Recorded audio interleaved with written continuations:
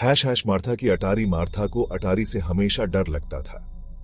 वो तो पुरानी सी जगह थी, चरमराती रहती थी, भरी पड़ी थी उसके खानदान की पुरानी यादों से।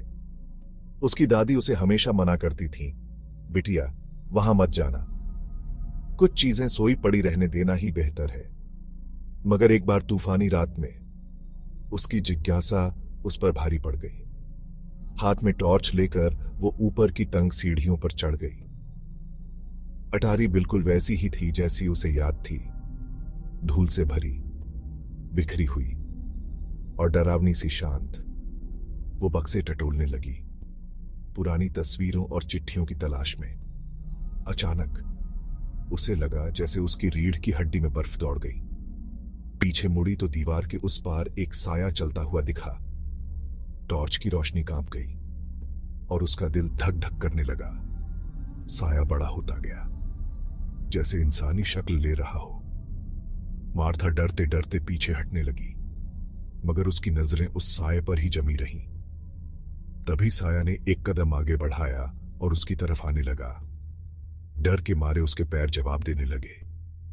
इतने में उसके पीछे कुछ गिरने की आवाज आई। वो मुड़ी तो देखा कि एक पुरानी घड़ी नीचे गिर पड़ी थी, लेकिन जब वो वापस साये की तरफ देखी, वो गायब हो चुका था। मगर उस साये की ठंडक और उसके दिल की धड़कनें अभी भी उसे महसूस हो रही थीं। अब चलते हैं राजू के पास।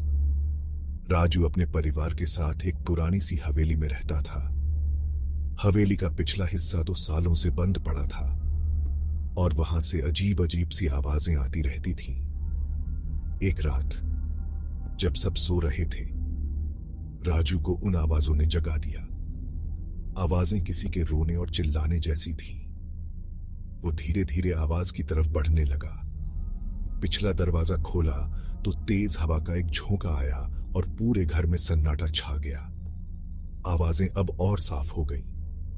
राजू ने एक मोमबत्ती जलाई और उसकी रोशनी में देखा कि दीवारों पर पुराने खून के धब्बे हैं। तभी अचानक उसके पीछे से किसी ने उसका नाम पुकारा। राजू ने पीछे मुड़कर देखा, लेकिन वहां कोई नहीं था।